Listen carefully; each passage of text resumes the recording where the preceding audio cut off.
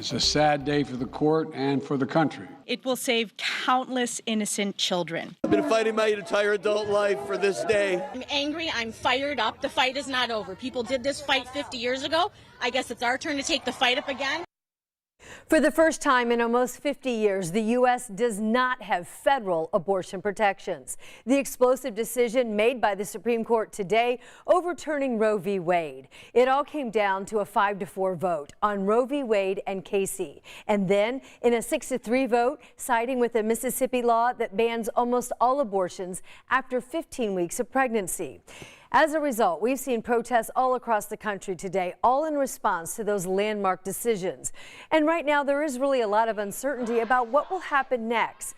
We're going to help you break that down tonight. But first, we're going to take a look at the Indiana impact.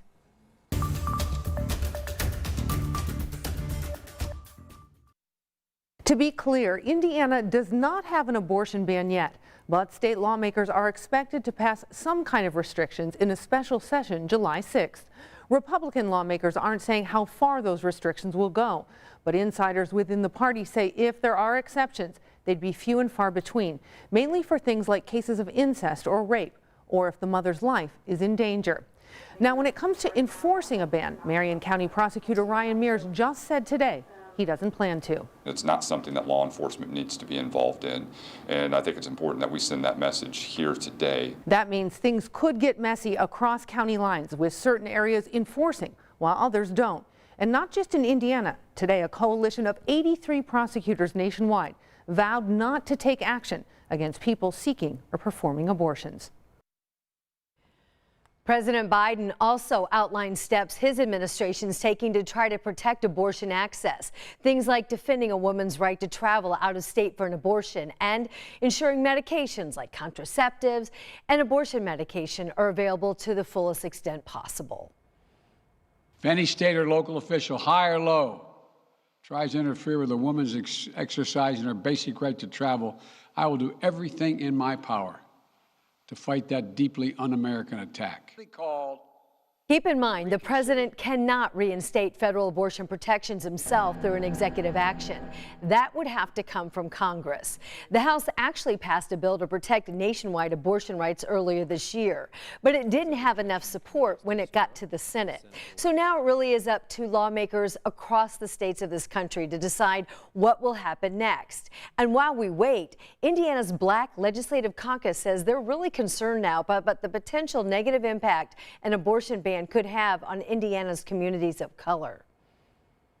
It's not a good day for women at all, and we should all be concerned. And as a minority woman, for the minority community, and for low-income individuals, it is not a good day. As the Supreme Court overturns the constitutional right to abortion that it's held for half a century, its impact on women here in Indiana will be huge. State Representative Cherish Pryor says it'll negatively impact Black women and low-income women even further. Yeah, I think that it absolutely will.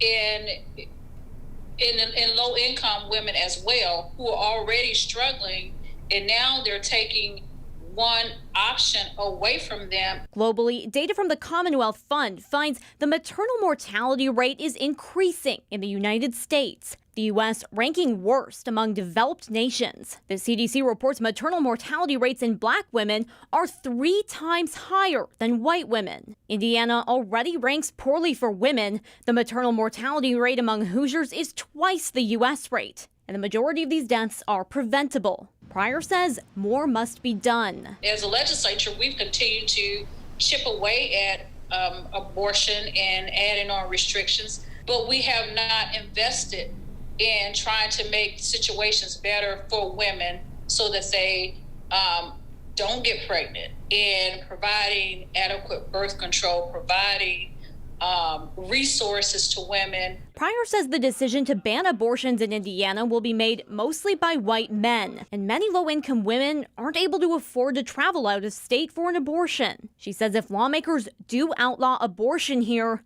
they need to step up funding for childcare, prenatal care, diapers, formula, everything. It's very concerning to me. And if we're going to force women into these situations, then I think then those individuals need to put their money where their mouth is.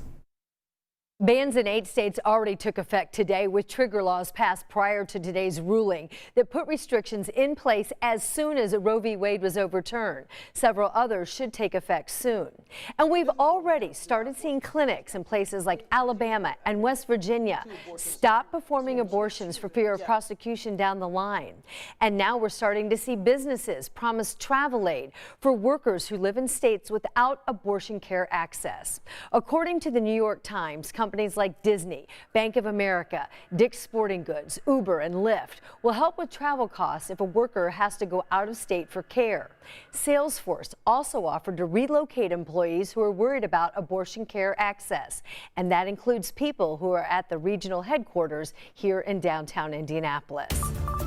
Now, tomorrow we're expecting more protests downtown. At 11 o'clock, there is a pro-choice rally, and then at 2, an anti-abortion protest. It's all part of the larger back and forth that we've seen all across the country.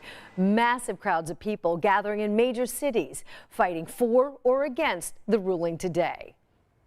Complete and utter joy that it was finally overturned, but the determination, a steely determination that the battle is not over. It feels like a betrayal.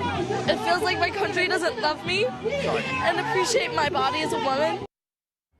We also saw people protesting here in Indianapolis today. This was the scene downtown along Monument Circle. If you're interested in attending either of tomorrow's demonstrations, we have details about that from the organizers at WTHR.com.